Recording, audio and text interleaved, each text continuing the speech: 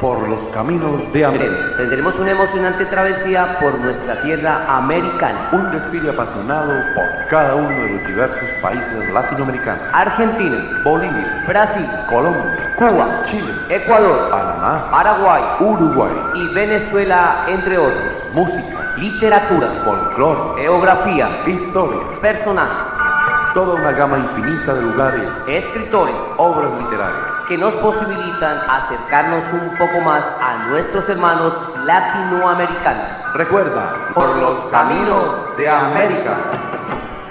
Muy buenos días, sean bienvenidos a nuestro programa Por los Caminos de América, el programa que se emite desde la ciudad de San José del Guaviare, puerta de la esperanza colombiana para el mundo a través del dial de Juventud Estéreo 104.7, emisora comunitaria que siempre estará de moda. De antemano, un fraternal saludo para todos los estudiantes de las instituciones educativas de nuestro departamento y especialmente a los jóvenes de la institución educativa Santander.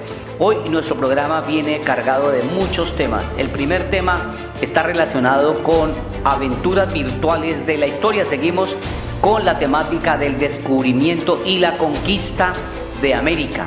Seguiremos con el segundo capítulo de 500 años de engaño. Haremos una dedicatoria a las Naciones Unidas, ya que hoy 24 de octubre se conmemora el Día de las Naciones Unidas. Y hablaremos sobre Guardianes del Templo del Jaguar. Traemos una canción muy hermosa para que reflexionemos frente a la protección de nuestro planeta. Así que sean bienvenidos y bienvenidas a nuestro programa Por los Caminos de América. Por los Caminos de América presenta Aventuras Virtuales de la Historia. Hoy, los principales acontecimientos del descubrimiento y la conquista. Causas y consecuencias de la colonia en América. Diferentes instituciones de la colonia. El papel de la iglesia en la colonia en América Latina. Aventuras virtuales de la historia. ¿Cómo fue la evangelización de los indios americanos?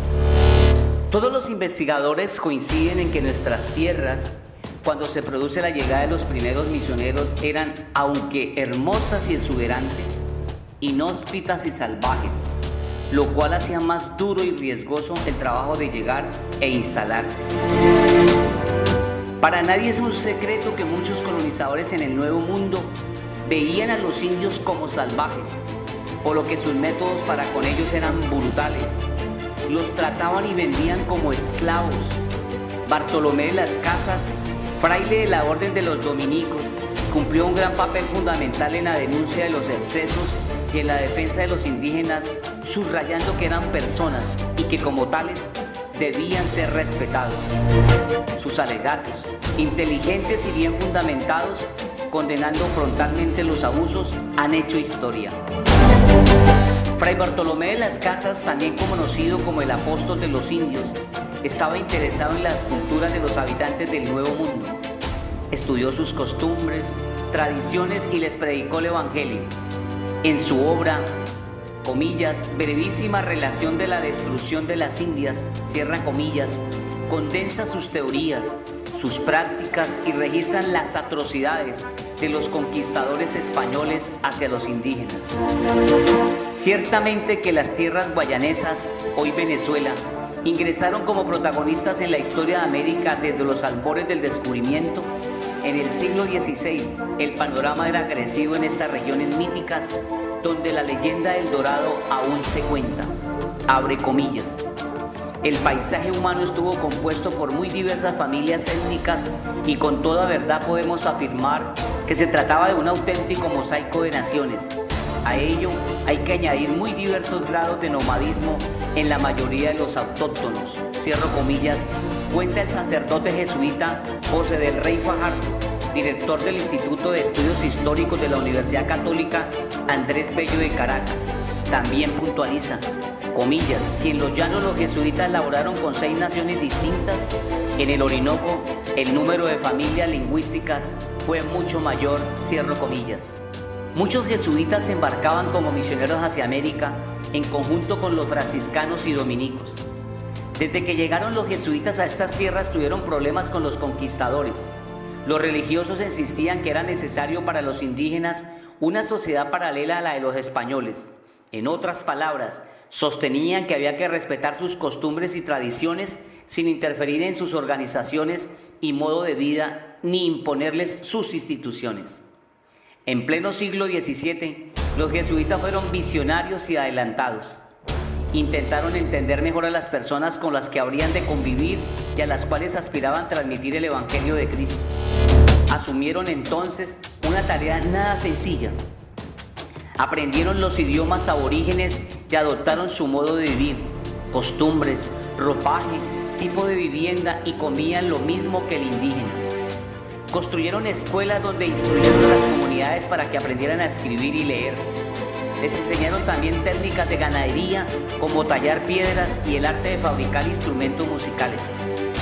Se puede decir que la Compañía de Jesús fue la orden religiosa con mayor éxito en la cristianización de los indígenas, no solo por su calidad humana y formación, sino porque aprendieron las lenguas nativas de los indígenas y su comunicación con ellos era fluida. Esto es considerablemente meritorio si tomamos en cuenta que encontraron un universo complejo, abro comillas, pluralidad de pueblos y lenguas, donde podían encontrarse unas tribus feroces y depredadoras y otras introvertidas, ajenas al acontecer del mundo circundante, aferradas a sus tradiciones ancestrales y encerradas en las inaccesibles selvas y montañas. Sí, en los llanos los jesuitas labraron con 6 naciones distintas. En el Orinoco, el número de familias lingüísticas fue mucho mayor, cierro comillas.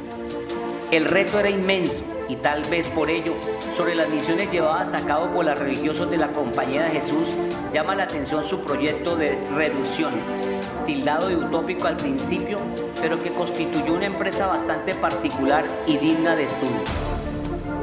La vida reduccional tenía un objetivo primordial: implantar nuevas formas de convivencia social, y así dentro del ámbito de la casa del misionero se iniciaba un proceso de socialización juvenil que iría progresivamente generando formas de vida más sanas y más educadas. El vestido, la dieta alimentaria, los buenos modales, el lenguaje correcto, así como una actitud cada día más responsable, definen el cambio no solo de mentalidad, sino de comportamiento social. Los jesuitas cultivaban el valor de su pedagogía cultural y espiritual como categoría integradora de los opuestos, de manera que la religiosidad teatral de la Compañía de Jesús se entrelaza con el barroquismo salvaje de los neófitos, con un resabio de militarismo español y de paganismo de la selva, como describía la Couture sobre el Paraguay. La misión, el histórico film dirigido por Roland Joffé, recrea este escenario de manera magistral. Pero el proceso aculturador es muy lento, así que la tolerancia y la comprensión exigirían al misionero armarse de paciencia y resistencia, pues esta era la única clave para diseñar el paso de una civilización sacral a una profana. Por ello, siempre llamó la atención la liberalidad con lo que los jesuitas actuaron frente a la población adulta, a la que permitían, por ejemplo, ausentarse de los poblados durante 5 días a la semana para atender sus sembradíos. Siguiendo la etimología del término, estas reducciones no serían otra cosa que un intento de llevar a los indígenas hacia el cristianismo, o lo que es lo mismo, un proceso de evangelización similar en sus objetivos a las otras iniciativas que desde años atrás se estaban llevando a cabo en el Nuevo Mundo. Sin embargo, lo que va a diferenciar a este proyecto serán los medios para llegar a dicho fin, que diferirán notablemente de aquella actitud impositiva, despótica y arbitraria llevada a cabo por los primeros conquistadores, a la que se opuso con entendimiento, alma y corazón el noble y combativo fray de las casas. En efecto, las reducciones eran pequeños pueblos donde se organizaban las misiones en estructuras de cargos públicos. En cada una existía un jefe superior, alcaldes y regidores que integraban el cabildo. El asunto era exigente. El primer requisito para un encuentro entre el indígena y el misionero requería el dominio de la lengua a fin de poder entenderse. Siempre que se entablaba un ensayo misional surgía paralelamente el consiguiente proceso filológico. Por parte del misionero, un desconocimiento total de la lengua. Por parte del indígena, ignorancia del castellano y carencia de todo tipo de escritura. Así pues, la evolución del proceso filológico tuvo que ser lento y extremadamente dificultoso, pues el misionero debió aprender el idioma sin ninguna ayuda metodizada. Los principios de este esfuerzo avanzaban por un doble carril: la aspiración evangelizadora y la construcción de un nuevo modelo de sociedad asentada sobre las bases morales y religiosas del cristianismo. Todo indica que el propósito de los jesuitas era el de aprovechar la fundación de estos poblados indígenas separados de los españoles para construir una sociedad desde cero en la que ese aislamiento permitiese alejarlos de los males y la corrupción moral de la sociedad castellana y europea. En cierto sentido, era un intento de crear una sociedad ideal según el modelo concebido por estos religiosos jesuitas, y de ahí el carácter utópico que muchos le atribuyeron al proyecto. Pero funcionó. Tan es así que sería el recelo lo que provocaría que finalmente fueran expulsados y sus proyectos de reducciones fuesen desmantelados hacia el siglo XVIII. A pesar de ello, fue una misión exitosa fruto de un encomiable esfuerzo e interés por parte de los jesuitas, cuyas iniciativas individuales buscaban introducir el cristianismo en América a través de nuevos métodos y desde una visión más humanizada y civilizada de los indígenas. De hecho, establecieron comunidades cristianas y libres. Cada indio tenía su vida privada, familiar y propiedades personales. La planificación de los pueblos se centraba alrededor de una gran plaza y la iglesia era la construcción más importante. También junto a la plaza estaba la escuela y una casa de resguardo para los huérfanos y viudas. Los jesuitas prohibieron el canibalismo que se practicaba en América, al tiempo que servían como maestros y verdaderos padres. Visitaban diariamente a los enfermos y compartían la dura labor física con los indios. Iniciativas como esta fueron llevadas a cabo por órdenes religiosas como los franciscanos y los jesuitas en toda América, siendo especialmente relevante la actuación de este último grupo en tierras del actual Paraguay, Argentina y Brasil.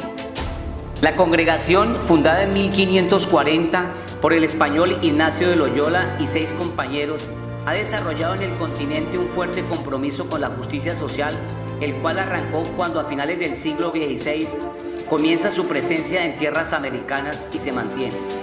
En toda Hispanoamérica y las Indias Occidentales tuvo 2 papeles de gran importancia. Por un lado fueron los grandes educadores y comenzaron con colegios que se vinculaban a empresas agrarias. Entonces incidían en el desarrollo económico porque tenían las haciendas mejor administradas y con eso financiaban la educación. Y luego estaban sus misiones, que es la segunda gran obra relevante de la historia de los jesuitas en las colonias.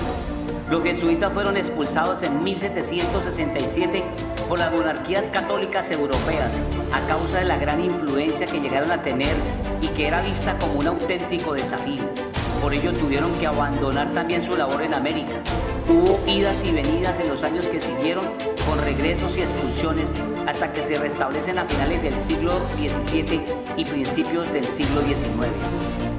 Comillas, el objetivo fundamental de la misión ciudad eran los niños y los jóvenes, los cuales eran moldeados sin interferencias en los valores viejos y nuevos de la misión, y como consecuencia fue surgiendo un folclore religioso en la Orinoquía que iba impregnando el acontecer diario de esas pequeñas reducciones ciudades. Todo se perdió hasta la expulsión de los jesuitas de nuestro gran río en julio de 1767, se lamenta el jesuita historiador. ¿Se cometieron abusos en las colonias? Es muy probable debido a la intromisión de personajes y o grupos políticos, también por la irrupción de determinados intereses particulares. Era una época ruda la de la conquista de los procedimientos primitivos.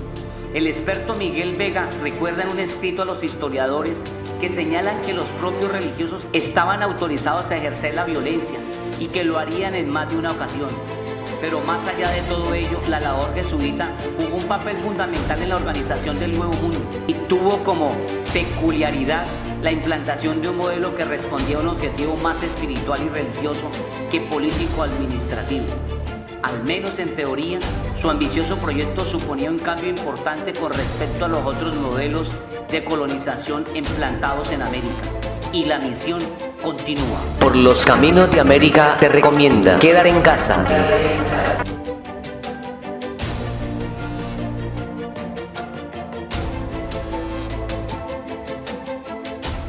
Juventud Estéreo.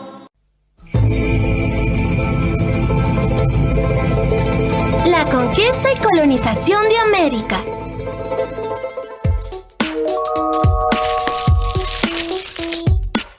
Leo, apúrate, ya vamos a llegar a la Piedra del Indio. ¡Hoy! ¡Acabo de conseguir algo! ¿Qué conseguiste? ¡Te muestro cuando lleguemos!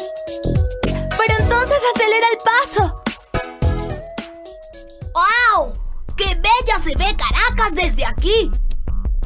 Sí, es hermosa. Por cierto, ¿qué conseguiste? No sé aún.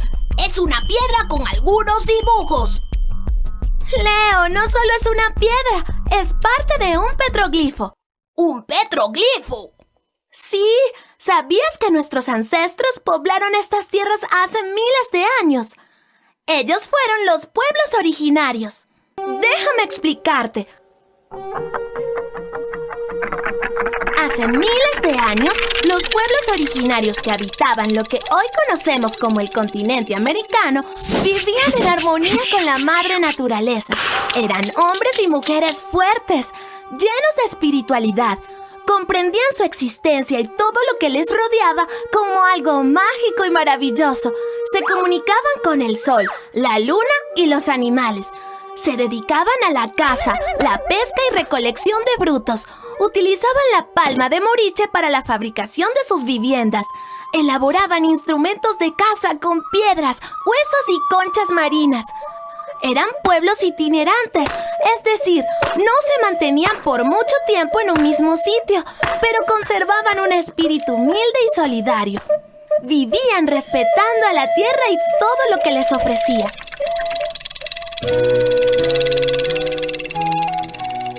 Un día, el mar trajo consigo hombres extraños. Utilizaban vestimenta diferente y hablaban un idioma desconocido. Ellos se maravillaron con todo lo que veían y daban artefactos singulares a cambio del oro y las perlas que nos regalaba la naturaleza.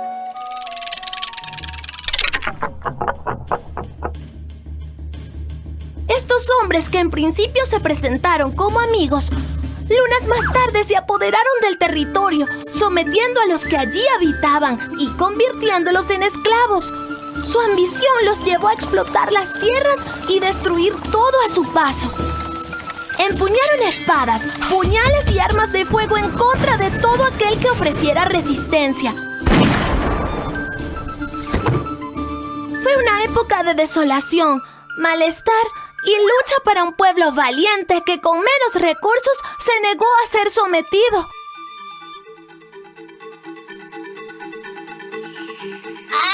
A esto es a lo que se refería mi profesor de historia cuando hablaba de la resistencia indígena.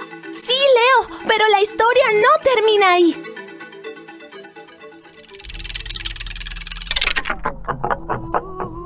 La resistencia se mantuvo a lo largo del tiempo.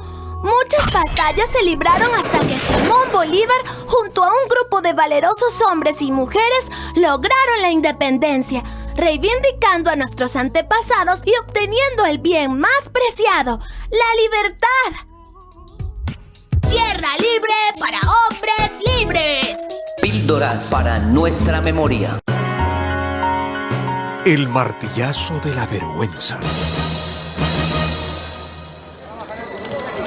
En un salón se reúnen políticos provenientes de los más diversos países, hablando diferentes idiomas, para debatir un documento de enorme importancia para el mundo. Faltando 5 minutos para la votación, se distribuye entre los presentes un documento elaborado en secreto por un grupito. El documento está solo en inglés. Están repartiendo un papel. Aprobado. Aprobado por consenso. ¿Cómo que aprobado? Si no hemos tenido tiempo ni de leer. ¿Cómo llamaría usted a una situación como esta? Bueno, eso se llama dictadura. No, señora. Eso se llama Naciones Unidas. En el mismo salón se reúnen delegados de 191 países. Hablan, proponen, discuten, toman decisiones. Sorry, yo no estoy de acuerdo. Pero resulta que de esos 191 países, hay 5 que tienen poder de veto. ¿Y qué es ese poder de veto? Que cualquiera de esos 5 países puede echar atrás cualquier decisión que tome la mayoría de los otros países. Se anula la votación. Pasemos al siguiente punto. ¿Cómo se llama eso? Eso no tiene otro nombre que dictadura. La dictadura de esos 5 países. No, señora. Eso se llama Naciones Unidas. En el año 2000, en ese mismo salón, se reunieron los presidentes de todos los países. Estas son las metas del milenio. En 15 años erradicaremos la pobreza extrema y el hambre en el mundo. Acabaremos con el analfabetismo. Reduciremos la mortalidad infantil. Ya pasaron 5 de esos 15 años. ¿Y qué se logró? Nada. Ninguna de esas metas se ha cumplido, ni se va a cumplir. Hablemos de otros asuntos. Eso del hambre se verá después. Y por fin se reúnen en el gran salón todas las naciones de la Tierra. Y resulta que un país se burla de todos. Miente diciendo que otro país tiene armas de destrucción masiva. Le declara la guerra a ese país para robarle petróleo. ¿Qué tendrían que hacer los demás? Botarlo del salón, expulsarlo. Pero no pueden, porque el salón está en la casa del mentiroso. Entonces, el único camino es sacar la casa de ahí y llevarla a otro país. ¡Silencio! ¡Silencio! ¿Alguien tiene algo que decir? Nadie, ¿verdad? Pues damos por concluida la Asamblea General de Naciones Unidas. Todos están invitados a una cena de gala para celebrar nuestro 60 aniversario. ¡Qué vergüenza, oiga! La ley de los martillazos. Pero entonces, esas Naciones Unidas están patas para arriba, cabeza abajo. Y dígalo, señora, habría que refundar la organización, reinventarla. ¿Y qué podemos hacer? Usted y yo poca cosa, pero al menos podemos indignarnos. ¿Y de qué sirve indignarse? Sirve de mucho, porque el camino hacia la dignidad empieza por la indignación. Juventud Estéreo es nuestra radio.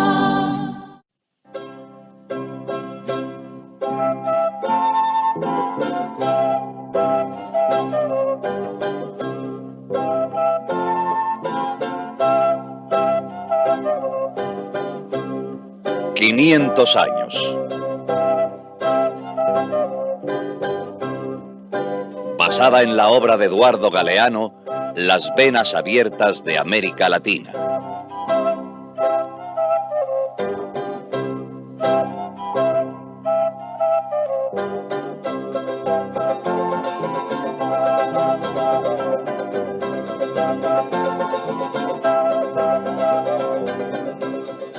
La fabulosa plata de Potosí. ¿Y a dónde fue a parar esa plata?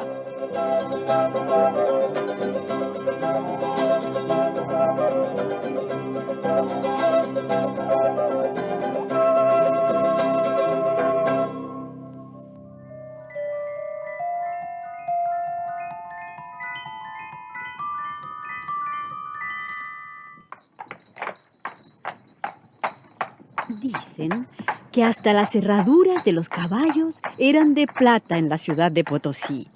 De plata eran también las vajillas de las casas, las cunas de los recién nacidos, los orinales de los señores. De plata se hacían los altares de las iglesias y las alas de los angelitos que volaban sobre los altares. ¿Pero qué estáis inventando? ¿Os habéis vuelto locos? Será lo nunca visto. Nadie olvidará la fiesta de Corpus de este año. ¡Un sueño! Hablarán de esta ciudad en todo el virreinato. Levantaremos adoquín por adoquín y así brillará hasta el suelo que pisamos. Y levantaron adoquín por adoquín y empedraron las calles de Potosí con barras de plata pura.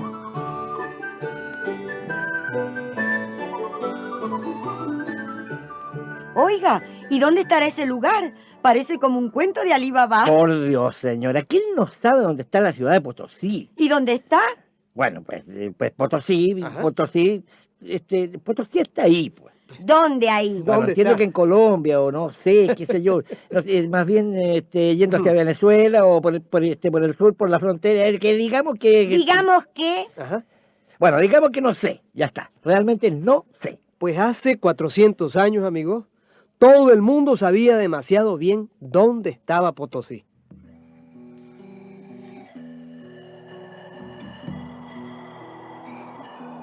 En el corazón de Bolivia, en los altos páramos andinos, está la Villa Imperial de Potosí. Y en Potosí está el Cerro Rico, el Sumac Orco, la mayor mina de plata de nuestro continente. En los primeros años de la colonia española y durante muchísimos años más, Potosí fue la ciudad más grande de América, cuando ni siquiera se oía hablar de Nueva York. Tenía más población que las más importantes ciudades de Europa: Roma, París, Sevilla. La fabulosa mina fue descubierta apenas 50 años después de llegar Colón a América. Y desde ese momento se volcó sobre Potosí una avalancha de buscadores de tesoros, caballeros, soldados y frailes. En pocos años se hacían ricos y levantaban con la plata templos, palacios, monasterios y burdeles. Lo que me encanta de esta ciudad es que aquí se le puede prender un candil al Dios y otro al diablo. Y los dos candiles de plata, mamita.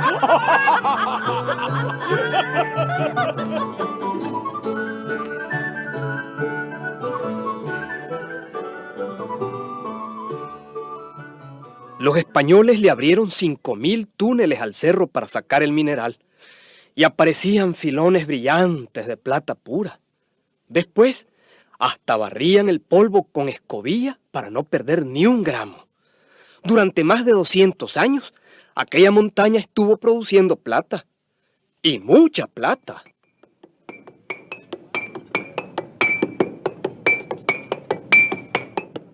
¡Otro filón de plata!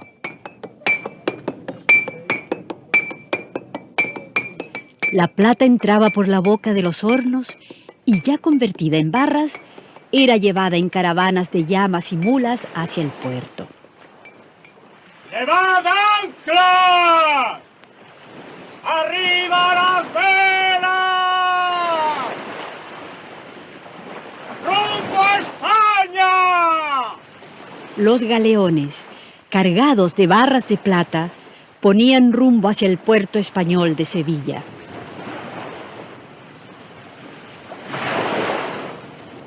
¡Ha llegado otro barco de las Américas! ¡Echad anclas! ¡Preparaos a desembarcar!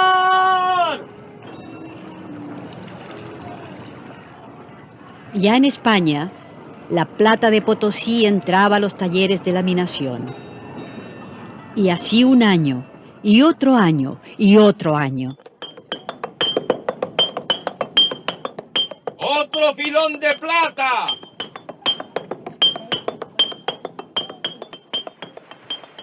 ¡Llevad anclas! ¡Rumbo a España!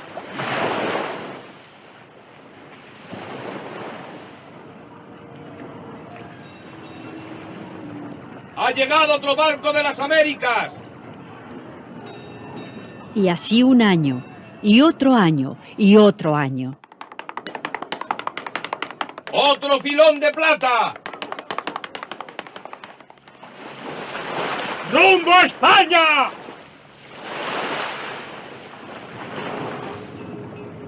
¡Otro barco de las Américas! Potosí se convirtió en la bocamina de América. Durante los primeros 150 años de la colonia española, llegaron a Sevilla 35 millones de libras de plata fina. Una cantidad muy difícil de imaginar. Se decía entonces que con ella se podría haber construido un puente de pura plata desde la cumbre del Cerro Rico hasta la misma puerta del Palacio de los Reyes Españoles al otro lado del mar inmenso.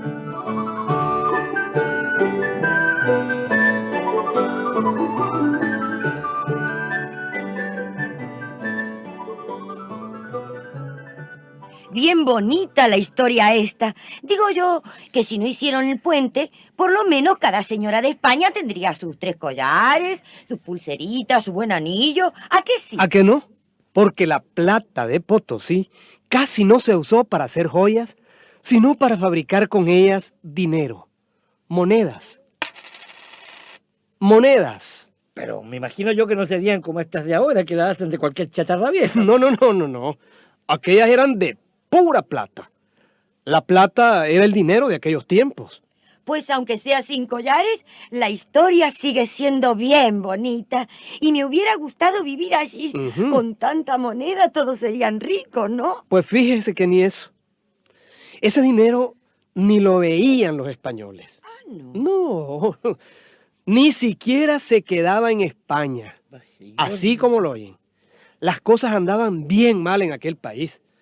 Y la plata que sacaban de Potosí pasaba rápidamente del bolsillo del rey de España al bolsillo de los comerciantes y al bolsillo de los banqueros de los otros países de Europa.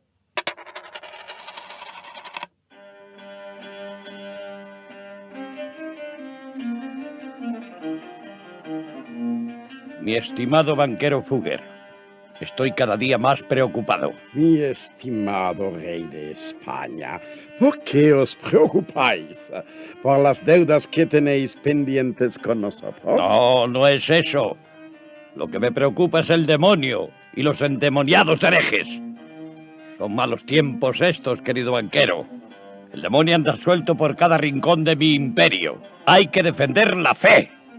La religión está amenazada por mis enemigos, esos malditos protestantes. Majestad, ya sabéis que con cañones y escudos se vence al demonio y a los protestantes.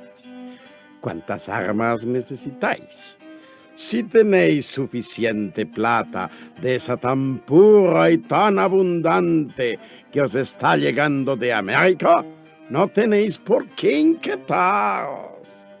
Nuestros bancos se ocuparán del resto. Mi querido Fugger, en las manos de España, Dios ha puesto más plata que la que Europa entera puede siquiera imaginar. Las minas de Potosí. Somos los dueños de un imperio donde no se pone el sol y donde no se acaba la plata. España estaba hipotecada, pero el rey Carlos V y los reyes que le siguieron gastaban los tesoros de América en inacabables guerras religiosas, en derroches cortesanos y en pagar deudas cada vez más gigantescas. Ni toda la plata de Potosí sirvió para salvar a España de la ruina. Y en 200 años más, el país estaba en una total bancarrota.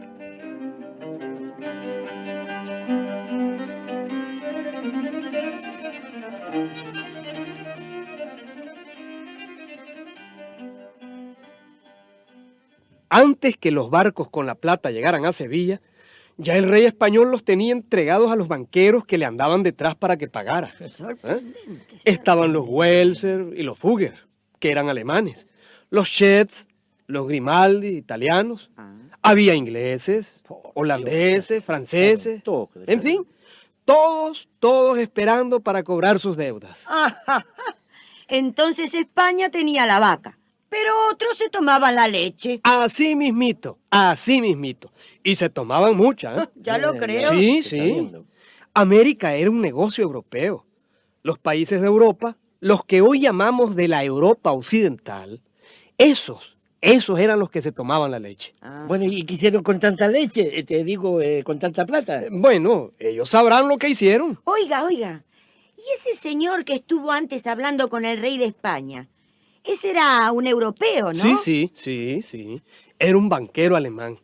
Y dígame, ¿no podría hablar yo un rato con él? A ver si me aclara un poco todo este asunto que... ¿Quién me molesta? Perdón, soy... Es usted. Pues sí, sí, señor banquero.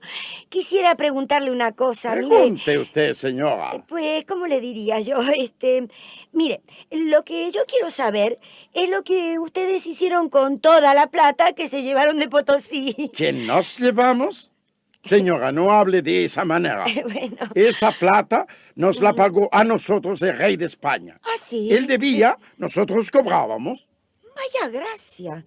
Un ladrón robándole a otro ladrón. Un poco más de educación, señora. Por favor. Está bien, dejemos eso. Pero conteste a mi pregunta. Yo lo que quiero saber es dónde están metidos todos esos montones y montones de plata. Porque, que yo sepa, no levantaron ningún puente sobre el mar. ¿Qué hicieron entonces? ¿La guardaron? ¿En qué la gastaron? Pues verá, nosotros empezamos ni intente comprender, señora. Eso es un secreto profesional. ¿Qué secreto ni qué cuento chino? ¿Por qué no contesta? Yo quiero que me diga qué hicieron ustedes con todo ese dineral que se llevaron de aquí. Señora, ¿para qué remover al pasado? Todo esto ocurrió hace siglos. Estamos ante un secreto histórico algo complicado. Ya. No intente comprender más, ¿eh? Bástele saber que pusimos a circular el capital. Sí, claro. Pero si no hubiéramos tenido nosotros la plata, ¿con qué hubieran circulado ustedes? Señora, esos son secretos de la economía internacional. Vaya con el banquero secretista. Por favor. Sin pleito. A ver, don Fugger, por favor. Oiga, señora, por favor, esos no son modos. Así no se trata a los personajes de la historia. Pero es que ese banquero me cargó con tantos secretos. Es que son cosas muy complicadas, pues señora. ¿Cómo vamos a entender nosotros los enredos de los economistas? ¿Y por qué no? Pues la verdad es que no hay ni mucho enredo ni mucho secreto, ¿eh? La cosa es tan clara como el agua lluvia. Es lo que yo digo. Sí, ustedes ven todos esos países de Europa tan refinados, tan elegantes, que fabrican desde una computadora y un avión supersónico hasta un perfume de lujo.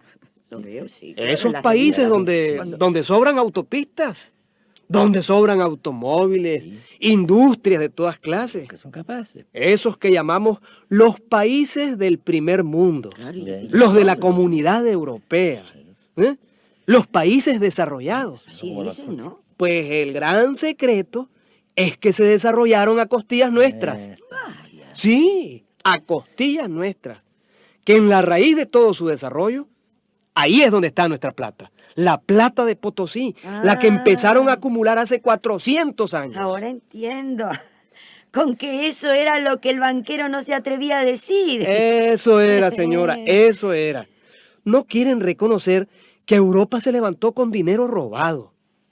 Que las riquezas europeas se deben a que hace siglos nos saquearon. Claro. Potosí fue la vena yugular de América, señora. Toda la sangre se la chuparon ellos. No, hombre, por favor. Pero usted se olvida de algo importantísimo, ¿De qué ¿no? cosa, señor? Que los europeos son, a más de inteligentes, gente trabajadora y ahorrativa. Pues. Ahorrativa, dijo. Jugaron con ventaja, amigo. Se dice pronto 35 millones de libras de plata robada. Ya lo creo. Montañas de dinero. Así, ¿eh? Así, mancitas. En toda la historia de la humanidad, nunca se había acumulado tanto dinero en tan poco tiempo. Qué barbaridad. Imagínense que las riquezas que sacó España de Potosí eran 3 veces más que las que tenían toditititito los países de Europa juntos. 3 veces más. Y ahí está el secreto. Ahí está el secreto. Con tanta plata les alcanzó para todo. Claro. Para enriquecerse y para construir todo tipo de fábricas. Hicieron cosas. ¿Y qué pasaba después? A ver. ¿Qué pasaba después? Que lo que hacían en esas fábricas nos lo vendían a nosotros. Nos lo venían a vender aquí. ¡Negocio redondo! Negocio redondo. Primero les quito la plata. Y después les vendo lo que fabrico con esa misma plata. ¿Vio? ¿Se dan cuenta? De ese jueguito vivían los ricos de Europa y sus compinches, los españoles ricos de Potosí.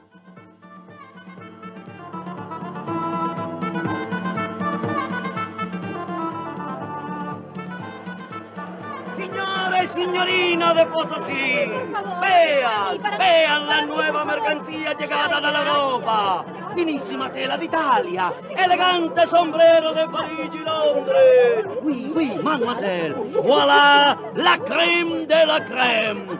Encajes, espejos, tapices de Flandes. Bellísimo bordado. Potosí era la ciudad más cara del mundo. En su mercado no faltaba para los colonos españoles ni uno solo de los productos más exquisitos de aquel tiempo. Aquella sociedad derrochadora y fiestera lo compraba todo con la plata. Cristales de Venecia. Signorina, ponga su encantador piececito una media di Nápoles. Oh, mamma mía, vean, espada de Alemania, seda de Francia, compra, ¿por qué no compra, señora? Ven, vieni qui, signore, compra.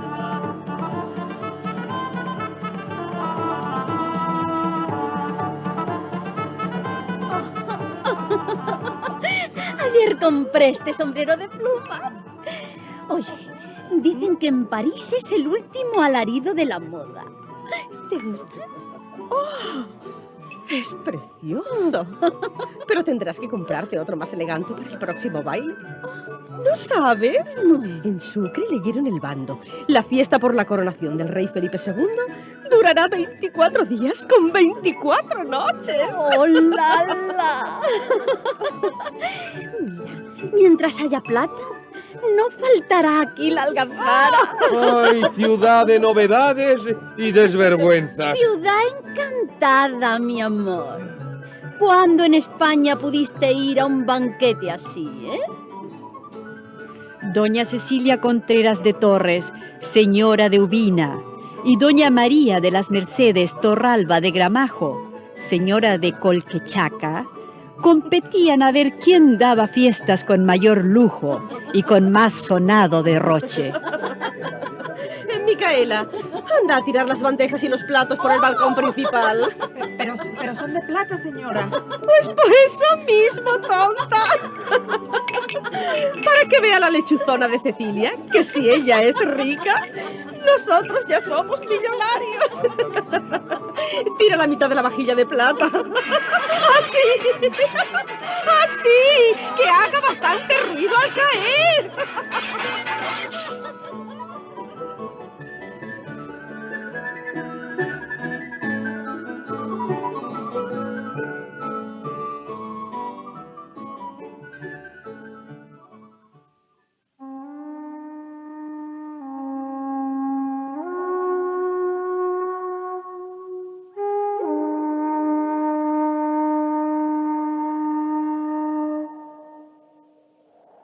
Potosí sumajorcomanta cani, sutiqa Juan Mamani.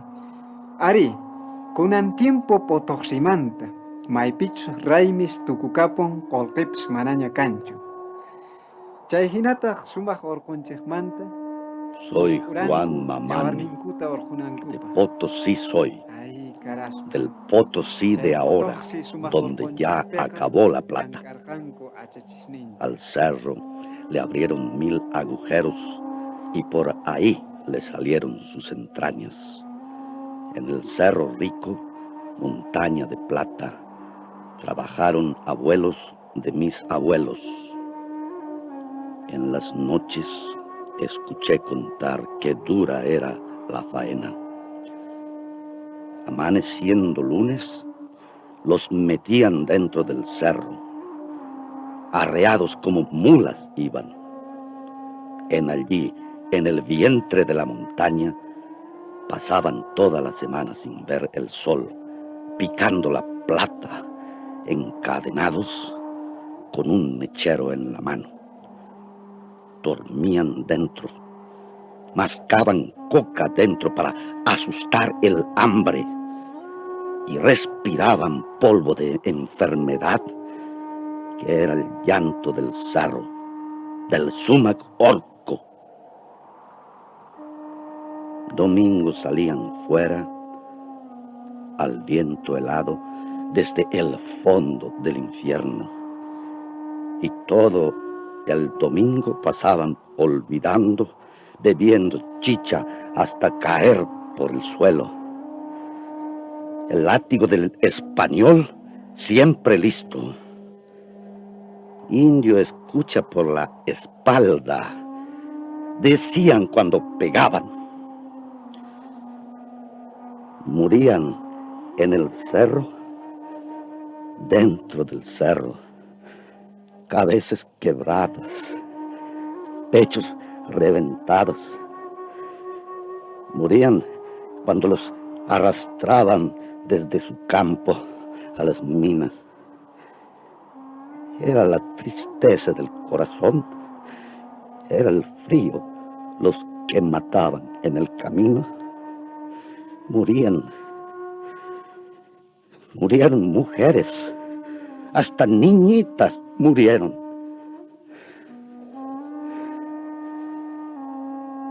Por eso rezaban al Dios del cerro para que secara ya la plata.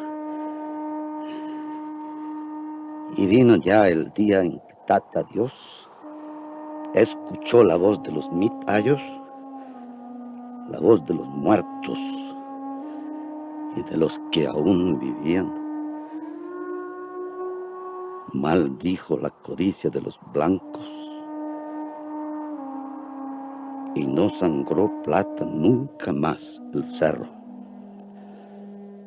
Se acabó.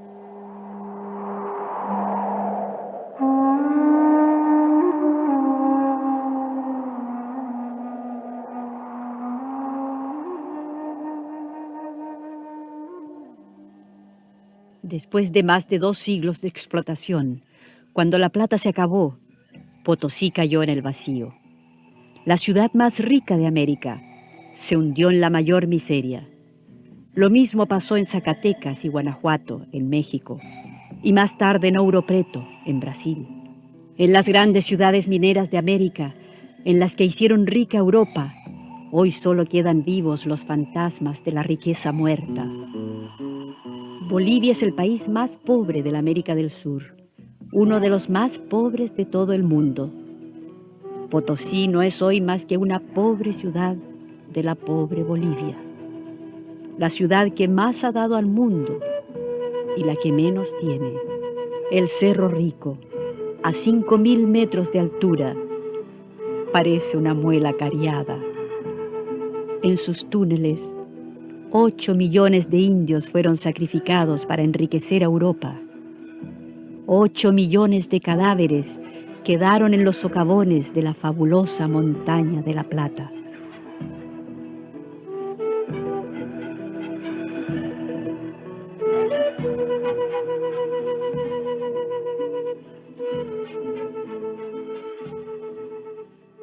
¡8 millones! ¿Se da cuenta? 8 millones de vidas costó el relajo de Potosí, el robo más grande de la conquista española. Pero usted, oiga, ¿no estará exagerando un poco? ¿Cómo? Es que me parecen demasiados. ¿Quiere regatear, pues? ¿Quiere regatear? Está bien. Rebaje a 3 o a 6 o a 4 millones el número de los mineros muertos, pues. ¿Es menos crimen por eso? Sí, hombre, no responda. Todo es triste, que sí, yo no lo niego, pero a mí me parece que tampoco podemos juzgar las cosas de antes con los criterios de ahora, ¿no le parece? No. ¿Cómo dijo? Pues lo que me parece a mí es que matar y robar al prójimo es un delito ayer, hoy y mañana. Claro. Al pan y al canalla, cárcel. Tranquilícese, señora, no se me ponga así. ¿Y cómo me voy a poner? Si no se puede uno imaginar ni tantos montones de plata, ni las botaraterías de esa señora de los gargajos que tiraba la vajilla por la ventana, ni el abuso de Europa, ni tanta muerte, ni Bueno, qué sé está yo. bien, señora, está bien, pero eso ya pasó hace muchos años. Sí, ya. Muchos años. Pero yo me enteré ahora, ¿sabe? Y me duele. Me duele, por más que esa sangre ya esté seca.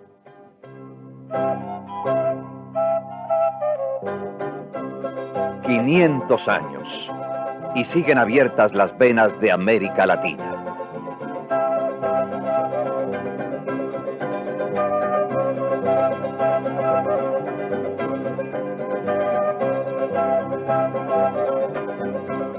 Una producción Coradep, escrita por José Ignacio y María López Vigil.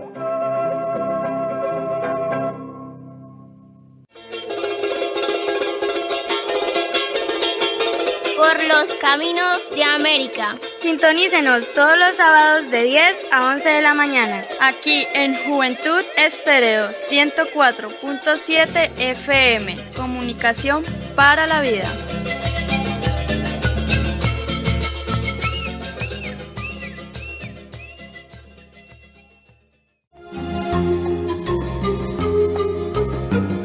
Guardianes del Templo del Jaguar, por un planeta mejor hoy.